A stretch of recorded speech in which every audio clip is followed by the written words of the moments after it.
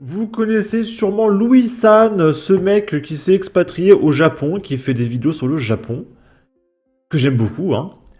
Et aujourd'hui, il va nous expliquer quel pays il préfère, voilà, entre le Japon et la France. Et il va expliquer pourquoi. Et à votre avis, est-ce qu'il préfère vivre en France dans un ghetto généralisé ou au Japon dans un pays où les gens se comportent bien? Je sais pas, c'est Louis qui va nous expliquer. Tu mens ou tu dis la vérité? Non, je te jure, ça va, ça va, non, je te jure, ça va. On va commencer soft. Vas-y. Après avoir fait autant de contenu Ouais. sur le Japon, Ah, je sais déjà ce que tu vas poser, mais vas-y. Très intéressant. dis-nous enfin la vérité. Est-ce que tu préfères Ah, la France ou le Japon? la vraie vérité, ça a changé. Avant, c'était vraiment la France. Ok.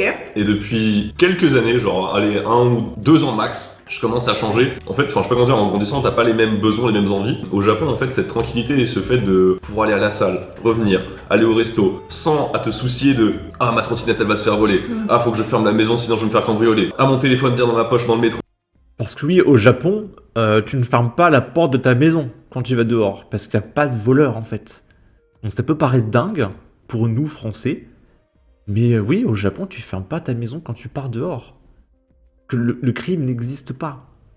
Te soucier de « Ah, ma trottinette, elle va se faire voler. Ah, faut que je ferme la maison, sinon je vais me faire cambrioler. Ah, mon téléphone bien dans ma poche dans le métro. » Bah tout ça, en fait, au cumul, ça n'existe pas au Japon. Et ce truc-là, en fait, ça, je m'en rends compte dans mes déplacements et dans ma vie quotidienne, parce que j'ai vraiment la chance, une des rares personnes, je pense, à avoir vraiment un quotidien au Japon et en France, et je vois trop la différence. Au Japon, tu vois, je vais à la salle de sport, tout le monde me voit arriver avec ma trottinette, je la laisse là pendant 2 heures, Elle bougera pas. et je pourrais partir, genre la laisser, mais 3 genre 2 jours, Ouais. ça changerait rien. Ouais. Je donne. Alors qu'en France, tu l'accroches avec un antivol électrique que si tu le touches, tu te fais taser, que dans les 30 minutes, il n'y a plus de trottinette, hein, d'accord? L'exemple de la trottinette parce que je me la suis fait voler en Ok. France et je me la suis fait voler genre chez moi. Genre c'est les gens ils ont sauté la barrière de chez moi, ils ont pris la trottinette et ils sont partis avec tu vois. Ok. Donc là effectivement en ce moment je te réponds largement plus Japon. Ok. Largement plus Japon. Et pour pourquoi à l'époque c'était plus en France? ça. Parce que à l'époque c'était plus en France parce que je réfléchissais plus déjà je le voyais pas autant. Ok. Je le voyais pas autant ce décalage là et aussi parce que je m'imaginais plus j'aime beaucoup le côté bon vivant, le côté liberté et moins dans les codes stricts etc. du Japon tu vois.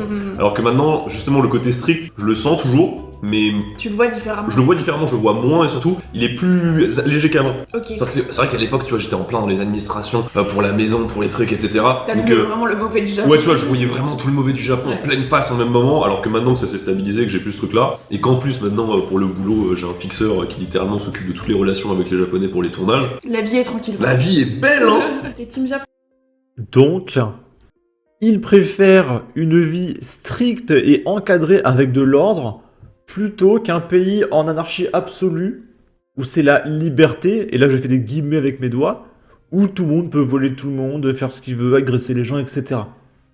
Et si vous n'êtes pas d'accord avec Louis San, vous êtes un facho d'extrême droite, hein, d'accord?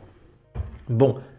Et du coup, on va essayer de comprendre tous ensemble pourquoi Louis San préfère le Japon à la France.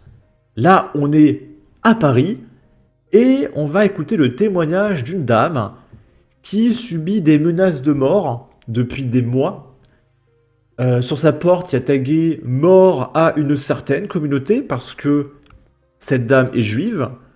Et on va dire que être juif en France, c'est très compliqué. C'est assez similaire à ce qui se passait en 1939. On peut remercier pour ça le conflit israélo-palestinien. Et du coup, elle subit des menaces de mort régulières, voilà. Et puis vous allez voir que c'est complètement dingue, hein, parce qu'elle a appelé la police. Vous allez voir ce que lui a dit la police. C'est délirant, il faut le voir pour le croire.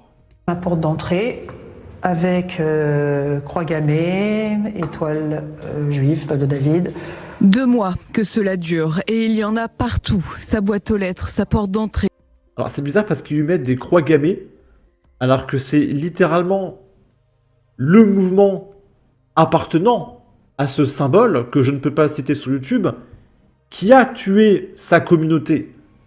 Donc comment tu peux accuser sa communauté d'être des fachos, pour rester poli?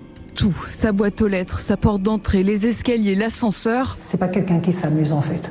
Parce que c'est trop grave, c'est trop gros, c'est trop, c'est trop. À peine effacés, de nouveaux tags apparaissent, de plus en plus ciblés, jusqu'aux menaces de mort. Pour moi, le déclencheur où j'en peux plus, c'est là, voilà, avec dans l'ascenseur, avec marqué 10e gauche.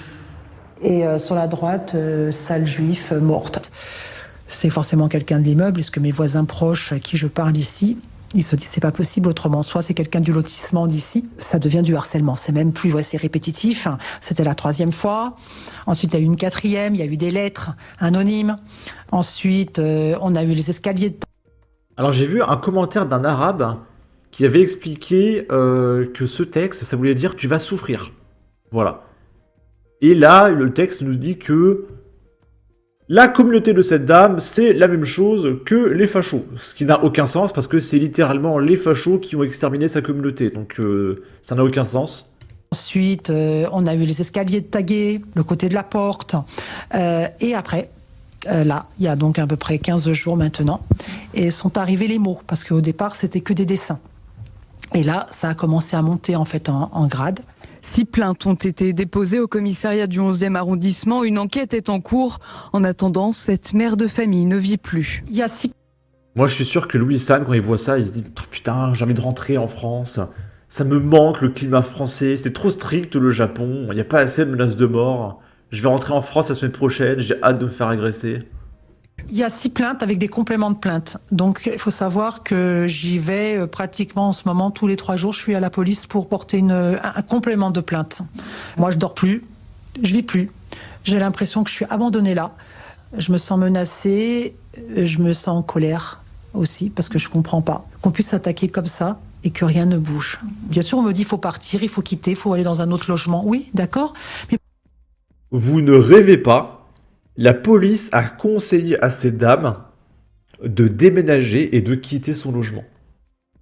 Donc le gouvernement recommande aux citoyens d'abandonner leurs biens, et personne ne va racheter ce bien, hein, parce que personne n'a envie de vivre dans un appartement avec des menaces de mort, etc.